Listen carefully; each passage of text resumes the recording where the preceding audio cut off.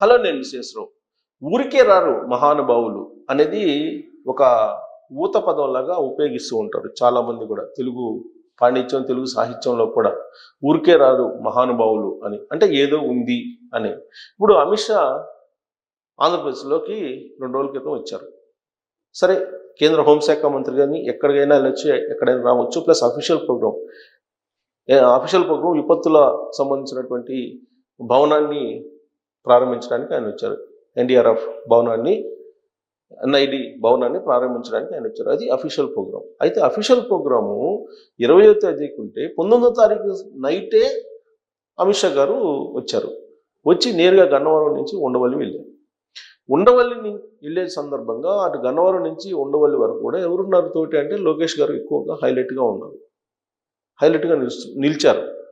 So Undavalli వెళ్ళినటువంటి అమిత్ షా ఇప్పుడు ఎందుకు ఆయన అంత ఇనిషియేటివ్ తీసుకుని ఉండవల్లి వెళ్ళారు? సాధారణంగా కేంద్ర హోంశాఖ అంటే ప్రైమ్ మినిస్టర్ తర్వాత అంత పవర్. మరి అంత పవర్ ఉన్నటువంటి అమిత్ షా నిజంగా ఏదో ఒక పెద్ద కారణం లేకపోతే ఆయన ఉండవల్లిలో ఉండేటువంటి చంద్రబాబు నాయుడు గారికి ఇంటికి ఎందుకు వెళ్తారు అనేది ఒక పాయింట్. ఏమీ లేకపోతే సాధారణంగా మాట్లాడుకునేది, పిచ్చాపడి మాట్లాడుకునేది, లేదంటే పరిపాలనకు సంబంధించిన సమీక్ష చేసుకోవాలి అని అంటే, ఊరికే తెలుసుకోవాలంటే ప్రయత్నం చేయాలనుకుంటే ఆయన విడిది చేసినటువంటి స్టార్ హోటల్కే ముఖ్యమంత్రి వెళ్తారు, డిప్యూటీ సీఎం వెళ్తారు, లేదా ఇతర మంత్రులు కూడా వెళ్తారు. బట్ అమిత్ షా గారే నేరుగా చంద్రబాబు నాయుడు గారికి ఇంటికి వచ్చారు అని అంటే ఒక పెద్ద టార్గెట్ ఖచ్చితంగా అమిత్ షా గారికి ఉండి ఉంటుంది అని పొలిటికల్ సర్కిల్స్లో బలంగా నమ్మేటువంటి వాళ్ళు ఉన్నారు. దానికి కారణం లేకపోలేదు. అటు అమిత్ షా కానీ, ఇటు నరేంద్ర మోడీ గారు కానీ ఒక అడుగు వేశారని అంటే దాని వెనక ఖచ్చితంగా పొలిటికల్ స్టెప్ ఉంటుంది అనేటువంటి భావన కలిగినటువంటి వాళ్ళు చాలామంది ఉన్నారు. మరి ఇప్పుడు అమిత్ షా నేరుగా చంద్రబాబు నాయుడు గారి ఇంటికే వెళ్ళారు అని అంటే దాని అర్థం ఏంటి?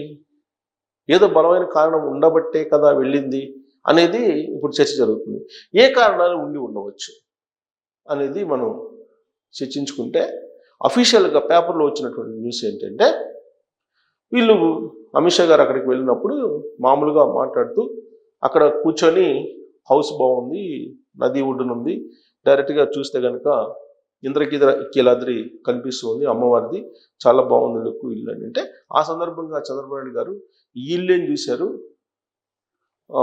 జగన్మోహన్ రెడ్డి గారికి బెంగళూరులో ఒక ప్యాలెస్ ఉంది, హైదరాబాద్లో ఒక ప్యాలెస్ ఉంది అని చెప్పి చెప్తున్నటువంటి క్రమంలో ఎన్ని ఎకరాలు ఉంది ఏంటి అనే ప్రస్తావన వచ్చినప్పుడు అది 36 ఎకరాల్లో ఉందని చెప్పి చెప్తే అంటే కాదు ఇంకా ఎక్కువ విస్తీర్ణంలో ఉందని చెప్పేసి లోకేష్ గారు ఎక్స్ప్లెయిన్ చేయటం, అలాగే హైదరాబాద్లో 100 గదులు ఉండేటువంటి ఒక ప్యాలెస్ ఉందని చెప్పి చెప్పడం, ఇవన్నీ కూడా వాళ్ళ మధ్య చర్చకు వచ్చాయి అని చెప్పి కొన్ని న్యూస్ పేపర్లో వచ్చినటువంటి న్యూస్.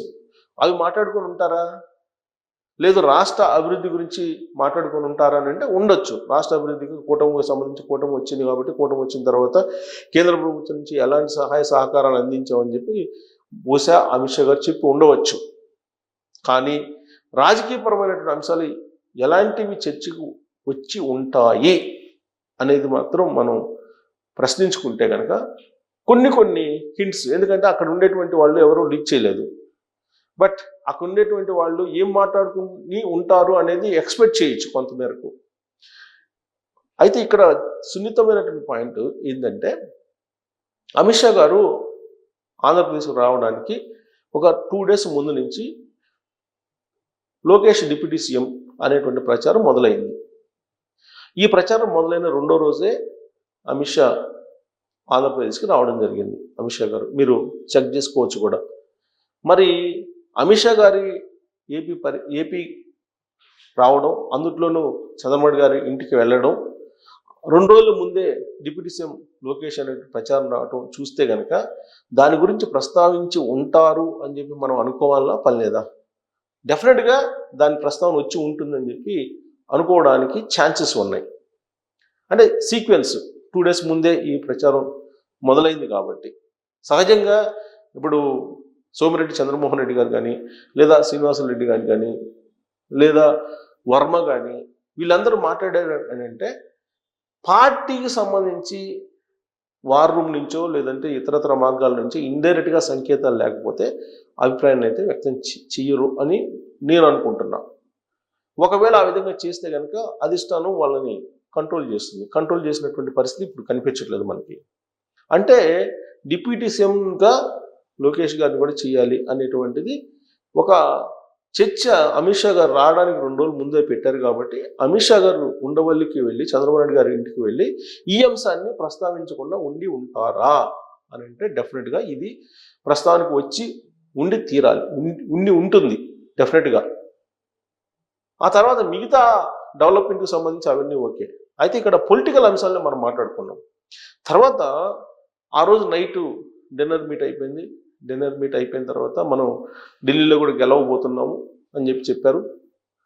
నరేంద్ర మోడీ గారు చంద్రబాబు నాయుడు గారి మధ్య సఖ్యత ఎంత ఉంది అని చెప్పేటువంటి ప్రయత్నం కూడా అమిత్ షా గారు చేశారు మీటింగ్లో. తర్వాత మరుసటి రోజు జరిగినటువంటి మీటింగ్లో వాళ్ళిద్దరి మధ్య సఖ్యత ఉండబట్టే ఆంధ్రప్రదేశ్ అభివృద్ధి జరుగుతుంది అని చెప్పారు.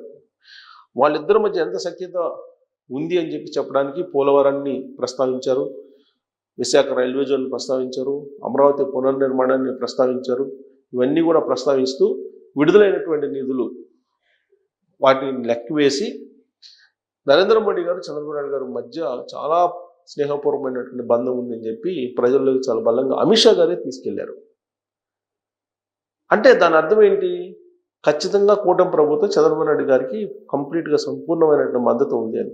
ఆ మద్దతు ఉన్నప్పుడు మరి లోకేష్ గారిని డిప్యూటీ సీఎం ఈజీగా చేసేస్తారు కదా, చేసే అవకాశాలు ఉన్నాయి కదా. అదే అమిత్ షా గారు కూడా చెప్పి ఉండొచ్చు. అట్ ద సేమ్ టైం ఇంకొక పాయింట్ కూడా చెప్పారు. ఎన్డీఆర్ఎఫ్ అనేది విపత్తులు వచ్చినప్పుడు ఇమీడియట్గా ప్రాణ నష్టం జరగకుండా, ఆస్తి నష్టం జరగకుండా చర్యలు తీసుకుంటుంది.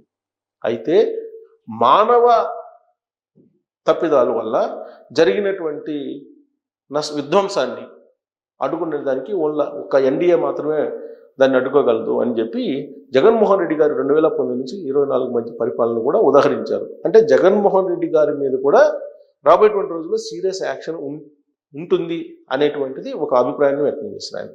ఆ తర్వాత బీజేపీ వాళ్ళతో ఒక సమావేశాన్ని ఏర్పాటు చేశారు విజయవాడలో కేవలం బీజేపీ వాళ్ళతో, బీజేపీ ఎంపీలతోటి, బీజేపీ లీడర్లతో ఏర్పాటు చేసి కూటమి ప్రభుత్వం అయితే ఉంది, కానీ పార్టీ పరంగా మాత్రం ఇంకా అభివృద్ధి చెందాలి, మనం రాబోయేటువంటి రోజుల్లో మరింత వేగంగా అభివృద్ధి చెందాలి అని ఆయన ఒక సంకేతాన్ని ఇవ్వడం జరిగింది. అంటే బీజేపీ ఆంధ్రప్రదేశ్లో స్ట్రాంగ్ హోల్డ్ని సంపాదించుకోవాలి. ఆ హోల్డ్ సంపాదించుకోవడానికి అస్త్రాలు ఏమున్నాయంటే ఈ 6 నెలల్లో ఇచ్చినట్టు 3 లక్షల కోట్ల రూపాయలే మీ అస్త్రాలు. ఈ 3 లక్షల కోట్ల రూపాయలకు సంబంధించినటువంటి స్కీములు కానీ లేదంటే ఇతర పథకాలు కానీ వీటిని ప్రజల్లోకి తీసుకెళ్లి బలోపేతం చేయండి అని అన్నారు. అంటే దాని అర్థం ఏంటి? బీజేపీ బలోపేతం కావాలి అంటే దాని అర్థం ఏంటి? డెఫినెట్గా కూటమిలో కీలక భాగస్వామ్యం కావాలని. ఇప్పటివరకు ఏంది?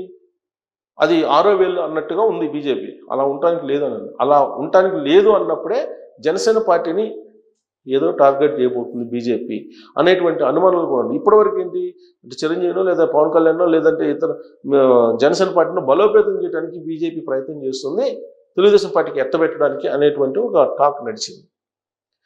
అమిత్ షా గారి మాటలు విన్న తర్వాత బీజేపీని బలోపేతం చేసుకునే ప్రయత్నంతో పాటు తెలంగాణలో కూడా కూటమి ప్రభుత్వం ఏర్పడాలనే సంకేతాలు ఇచ్చారు అని అంటే అది జనసేనని బలోపేతం చేయడానికో లేదంటే పవన్ కళ్యాణ్ గారిని ఉపయోగించుకొని బీజేపీ బలపడాలనుకోవడం కాదు.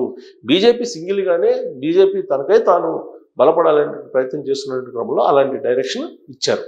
సో ఇన్ని పొలిటికల్ కోణాలు అమిత్ షా గారి ఏపీ టూర్లో కనిపిస్తూ ఉన్నాయి. కేవలం అభివృద్ధి లేదంటే ఎన్డీఆర్ఎఫ్ ఎన్ఐడి బిల్డింగ్ల ఓపెనింగ్ మాత్రమే రాలేదు ఆయన.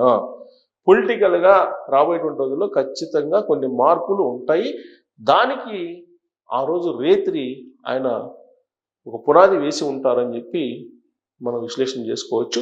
మరి అమిత్ షాకి తెలిసే లోకేష్ డిప్యూటీ సీఎం అనేటువంటి ప్రచారం జరిగిందా? దానికి మార్గం సుగమం అయినట్టేనా, సుగమం చేసినట్టేనా అమిత్ షా, లేదా ఇతర మార్పులు ఏమైనా ఉండే అవకాశం ఉందా?